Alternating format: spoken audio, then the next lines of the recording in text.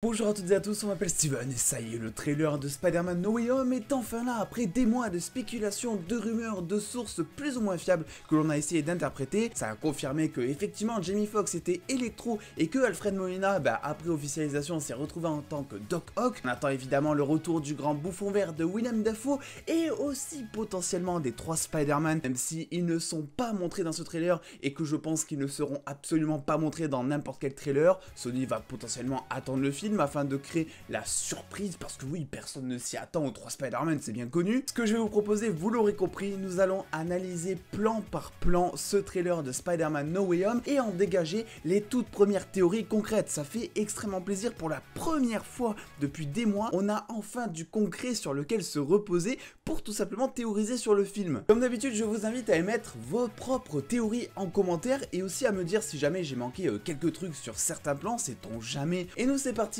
on se charge de décrypter le tout premier teaser trailer de Spider-Man No Way Home qui a déjà battu tous les records.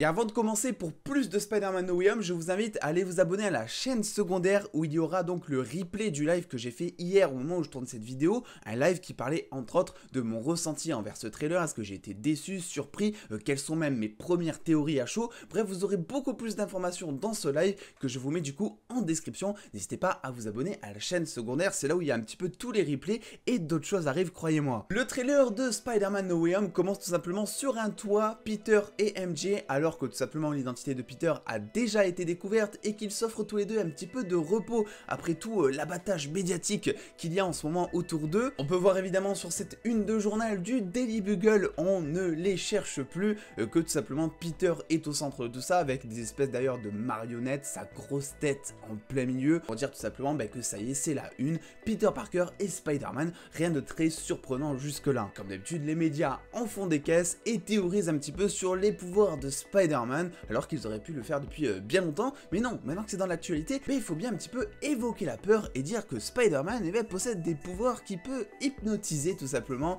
les femelles araignées tout simplement. C'est du TF1 tout craché. La scène s'ensuit avec une grosse scène de balancement qui se passe selon moi juste après la fin de Spider-Man Far From Home, au moment où John Jonah Jameson apprend au monde entier tout simplement grâce à Mysterio que Peter Parker est Spider-Man et que en plus de ça c'est lui qui aurait tué tout simplement Mysterio. On voit ici dans cette scène de balancement que MJ est habillé de la même manière qu'à la fin de Far From Home. On voit également qu'ils ont l'air de se situer au même endroit. On voit également que John Jonah Jameson est présent. Pour moi ça ne fait aucun doute, cette scène se passe directement après, une fois que tout le monde entier a appris finalement que Peter Parker est Spider-Man. Une chose dont Peter va devoir prouver le contraire, que ce soit au public mais aussi aux flics, parce que on le voit dans ce plan, Peter se fait tout simplement arrêter, essaie de convaincre les flics tout simplement qu'il n'a pas tué Mysterio, avec un gros plan sur la menotte nous disant tout simplement que Peter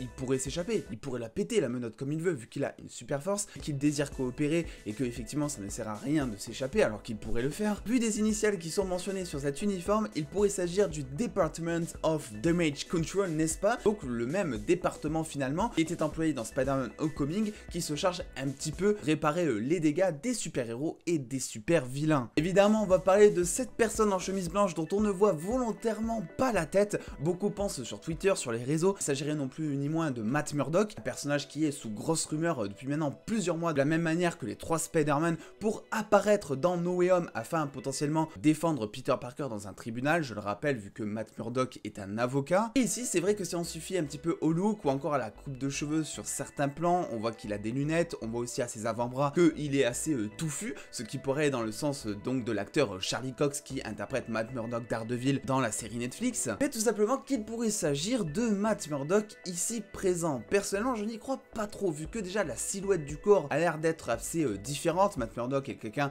d'assez musclé, là on voit que quelques donuts qui ont été avalés en tout cas, et en plus de ça Matt Murdock est un avocat. Je ne vois absolument pas ce qu'il viendrait faire ici avec ses gros dossiers debout, avec avec un air mine de rien assez hostile envers Peter, alors que bon, aux dernières nouvelles on pensait qu'il allait quand même le défendre, même si on peut se tromper. Si encore Peter avait été dans une salle d'interrogatoire seul avec cette personne dont on ne verrait pas la tête, je me dirais ok, c'est peut-être Charlie Cox qui essaie tout simplement de monter un plan pour défendre Peter, ou qui essaie en tout cas de l'interroger. Mais ici, vu comment les choses sont un petit peu présentées, j'ai pas l'impression qu'il s'agisse de tout simplement la victime et de l'avocat. J'ai plus l'impression qu'il s'agit d'un flic et de Peter. À voir dans tous les cas si ça se confirme. Je pense toujours que Matt Murdock sera dans No Way Home, mais je ne pense pas que ce plan l'évoque en tout cas. On voit dans le plan d'après que Peter et MJ sont séparés potentiellement à cause aussi du danger qui a été créé. Effectivement, tout le monde entier connaît l'identité de Peter Parker, ce qui va mettre Ned, MJ et un petit peu toute la team Spider-Man en danger. Comme Peter le dit avant de demander l'aide de Doctor Strange, effectivement ça va faire souffrir ses proches. Et à ce moment-là, Peter n'a absolument pas l'air de se retrouver chez lui. Il est sur un canapé, il est loin un petit peu de Tante May, ce qui pourrait me faire dire un petit peu que Tante May a été victime potentiellement, je ne sais pas,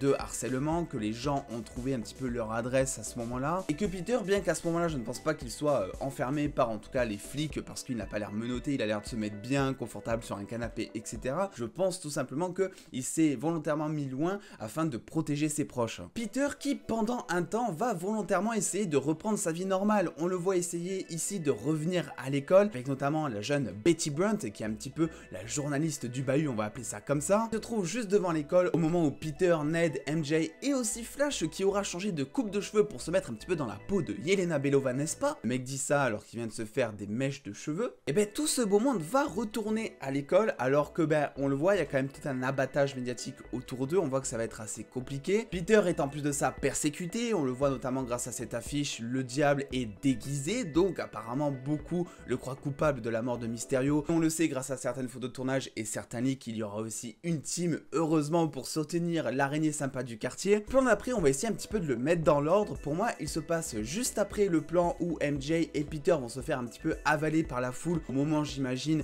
où tout le monde aura appris en pleine rue que Peter Parker est Spider-Man, qui va faire que vu que Peter et MJ à ce moment-là sont au sol, bah, tout le monde un petit peu va aller sur eux. Je pense que du coup ils vont un petit peu pour prendre de l'air s'extirper dans les airs et donc aller sur ce fameux pont, et que c'est par la suite qu'il va donc y avoir des hélicoptères de journalistes et potentiellement aussi de flics qui vont les prendre en chasse, ce qui va mener à cette fameuse scène de balancement qu'on a vu au début. On voit Peter et MJ qui vont tenter d'échapper à tout ça. Oui, parce que cette scène est assez violente, hein. On sait que MJ aime pas trop se balancer avec Peter, et là pourtant ils vont hyper vite. MJ a l'air d'être au bout de sa vie, un petit peu comme moi si je montais, je sais pas, dans n'importe quelle attraction. On se retrouve ensuite par la suite dans l'appartement directement de Tante May avec Peter, probablement au moment où les flics, ou en tout cas le département of Damage Control, n'est-ce pas, avec l'accent qui fait plaisir, va intervenir pour homicide volontaire envers Mysterio. C'est à ce moment-là que le trailer va tourner complètement en cacahuète pour notre plus grand plaisir, vu que Peter, grâce à certaines guirlandes qui font d'ailleurs beaucoup penser au reveal de titre Spider-Man No Way Home, on voyait plein de décorations d'Halloween, etc., va avoir la merveilleuse idée de se dire mais attends, est-ce que je pourrais pas effacer un petit peu le fait que tout le monde connaisse mon identité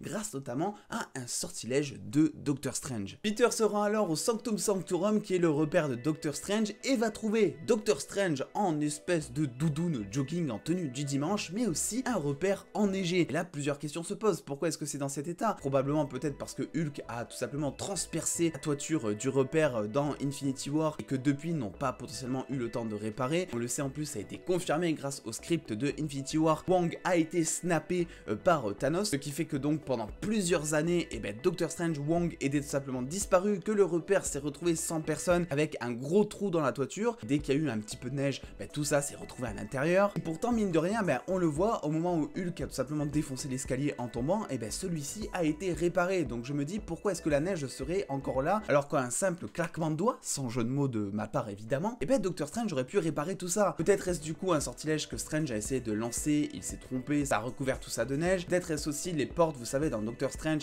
qui font apparaître des décors, notamment le désert, notamment aussi des éléments assez nordiques, etc., qui a été ouverte et qui a donc rempli un petit peu tout son repère de neige. De mon point de vue, je vais vous expliquer ce que je pense de ce fameux Doctor Strange qui a l'air de se comporter de manière assez bizarre. Mine de rien, c'est vrai que déjà il est habillé spécialement, il est en tenue du dimanche, il boit un café comme s'il était en vacances, etc., et il se comporte surtout très bizarrement. On parle ici du protecteur des réalités qui va accepter très bizarrement d'utiliser un sortilège très dangereux pour tout simplement faciliter la vie d'un adolescent. Pourtant on le sait, un grand pouvoir implique de grandes responsabilités, et selon moi, si Peter en temps normal était venu voir Doctor Strange pour lui demander une chose pareille, et ben il lui aurait dit tout simplement que c'était la vie et qu'il devait faire face à cette nouvelle épreuve de sa vie. Et ici Doctor Strange va carrément à l'encontre même de Wong qui le prévient et se comporte de manière beaucoup plus fidèle à ce qu'il était au début de Doctor Strange, c'est-à-dire donc ce fameux chirurgien qui était assez arrogant et qui avait un caractère qui se rapprochait d'ailleurs beaucoup plus de Tony Stark, ou dans Infinity War par exemple on est sur un Doctor Strange qui prend beaucoup moins de risques, prend vraiment en compte ses responsabilités de sorcier suprême et qui est pas trop ouvert à la vanne mine de rien. Là je sais pas si vous voyez le petit clin d'œil etc envers Wong, c'était assez bizarre. Donc voilà un petit peu ce que je pense. Dans Infinity War, dans Endgame, et ben Doctor Strange s'est retrouvé un petit peu sans but, vu qu'il a tout simplement perdu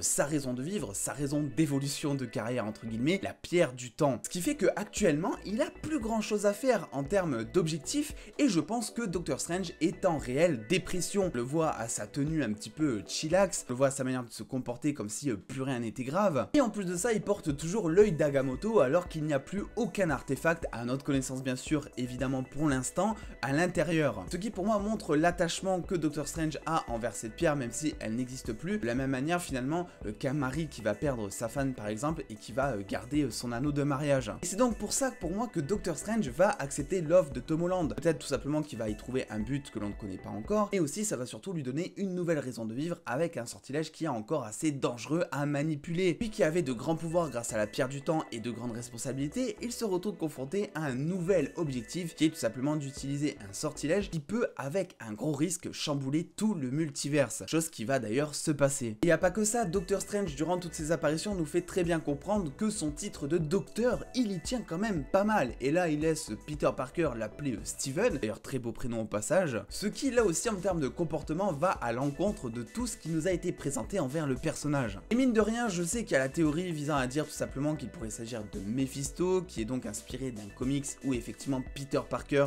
va demander l'aide de Doctor Strange et on découvre effectivement que Mephisto est impliqué dans tout ça, etc. On peut aussi dire que ce n'est pas le vrai Doctor Strange ici et qu'il s'agit tout simplement d'un variant à l'image de ce qui nous a été présenté dans Loki, ou peut-être aussi dans Spider-Man No Way Home avec les méchants et les 3 Spider-Man. Mais de mon côté, je reste convaincu qu'il s'agit ici de Doctor Strange avec un comportement assez différent parce que il s'en est passé des choses dans sa tête et qu'il faut aussi présenter toute cette évolution à travers ce film pour les spectateurs. Dans le plan d'après, on peut voir une première apparition en live action du fameux costume Spider-Suits Black and Gold, qui est donc tout simplement un costume que je vous avais déjà présenté, qui avait fuité notamment sur des figurines et qui servirait à utiliser des éléments magiques. Probablement du coup on imagine pour l'instant une fusion entre la magie de Doctor Strange et aussi le costume Far From Home de Peter Parker qu'il aurait retourné, au vu des motifs un petit peu qu'il y a dessus. Et on peut voir sur ce plan avec une petite légère retouche que effectivement Peter Parker a une énorme griffure sur le torse, une griffure qui fait beaucoup penser mine de rien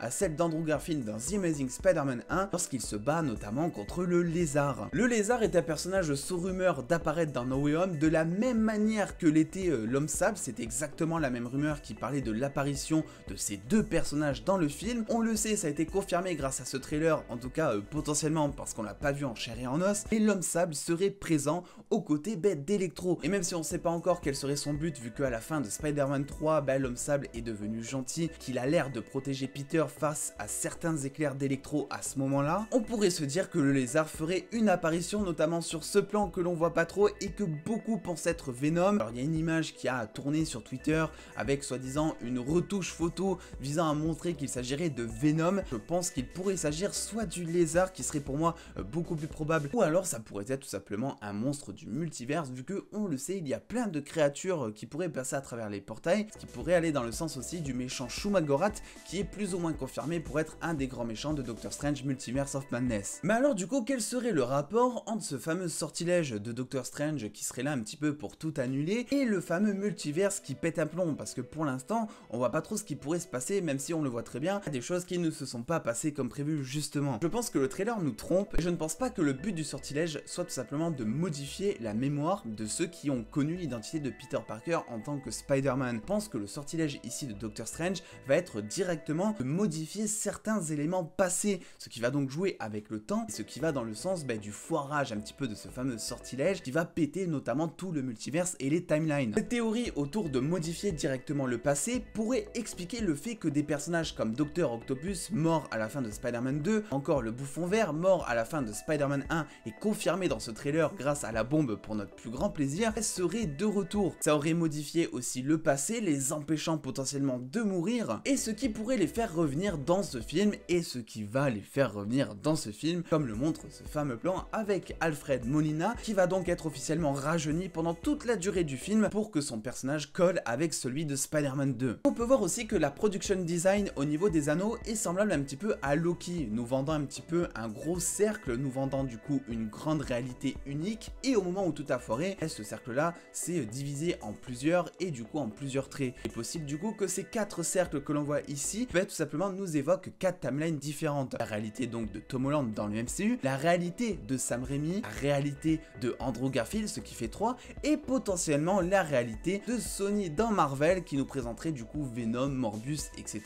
Mais ça on n'en est pas sûr, dans tous les cas ça nous ferait un compte de 4 réalités pour ces 4 anneaux justement. Ce qui ferait le lien direct avec l'apparition de plusieurs personnages comme Electro, le lézard de l'univers Amazing Spider-Man, ou encore les 3 Spider-Man, Alfred Molina, Dr Octopus, le bouffon vert de l'univers de Sam Raimi. On peut voir aussi grâce au background au moment où le multiverse entre guillemets se crée, en tout cas on l'imagine, et bien qu'il s'agit peut-être de la fin des temps, de la même manière que dans Loki avant de rentrer dans la demeure de ce fameux variant de Kang le Conquérant joué par Jonathan Majors. Et on arrive aussi à distinguer pendant quelques secondes que au centre de ce sortilège se trouve tout simplement un cube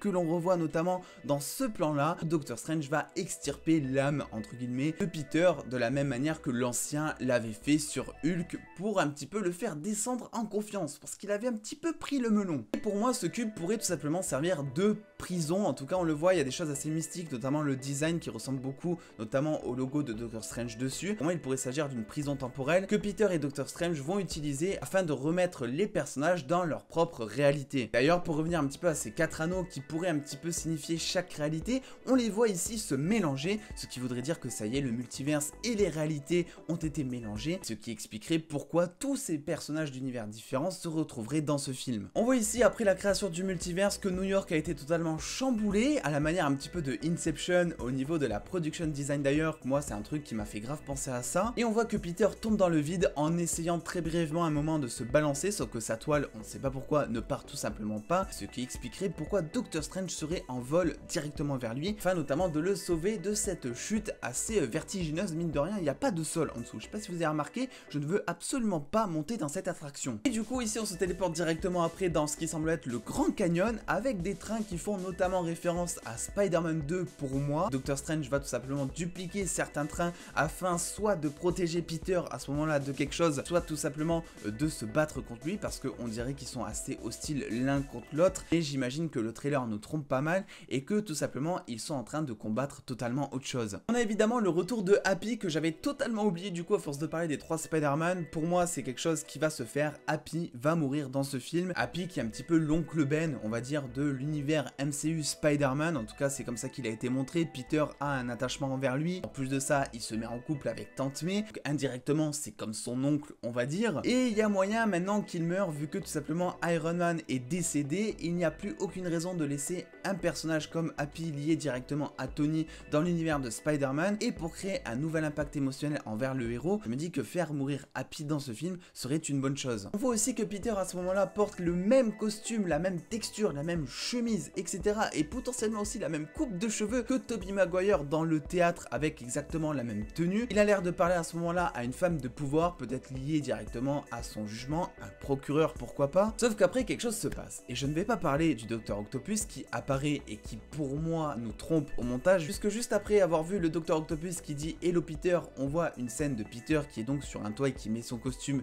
l'air de dire ok il y a un méchant, va falloir que je le combatte, que on remarque très bien que c'est absolument pas la même colorimétrie. Le Docteur Octopus derrière lui il y a plein de fumée, c'est le gros bordel, on n'arrive à rien distinguer, alors que sur ce plan là on se trouve sur une route, ce qui me fait penser que ces deux plans ne se passent absolument pas au même moment du film, et ce qui me fait penser comme beaucoup que effectivement Docteur Octopus avec son petit bonjour Peter parle en fait au Peter de Tobey Maguire. En tous les cas les deux solutions sont possibles vu que le Docteur Octopus est peut-être le personnage le plus intelligent du film, il est scientifique, il a peut-être compris directement la notion de multiverse au moment même où il s'est retrouvé dans une autre réalité. Et du coup, en voyant le Spider-Man de cette réalité, bien qu'il ne s'agisse absolument pas du même costume que ce qu'il a connu avec l'univers de Sam Raimi, il aurait compris directement qu'il s'agirait d'un autre Peter. Mais pour ma part, on est plus sur quelque chose de différent pour la simple et bonne raison que cette fameuse bombe du bouffon vert qui tombe, se passe comme par hasard aussi sur une route avec plein de voitures en bordel autour, on le voit très bien. C'est pour ça que je pense tout simplement que le moment de cette scène où Peter va enfiler son costume, l'air de dire attention, il y a un gros méchant,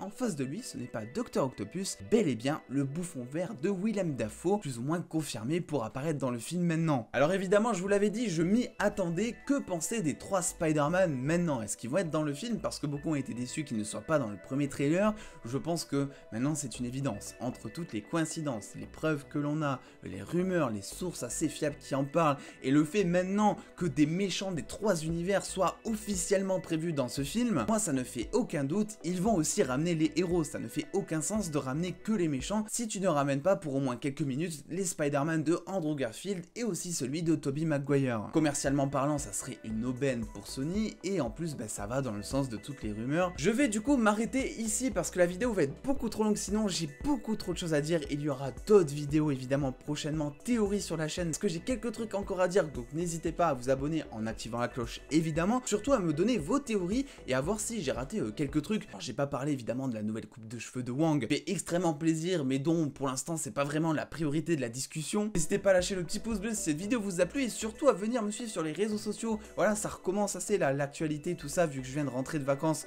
pour avoir beaucoup plus de news en exclusivité et en avance. Et en attendant les dos, prenez soin de vous, faites-vous bien kiffer, des bisous les dos.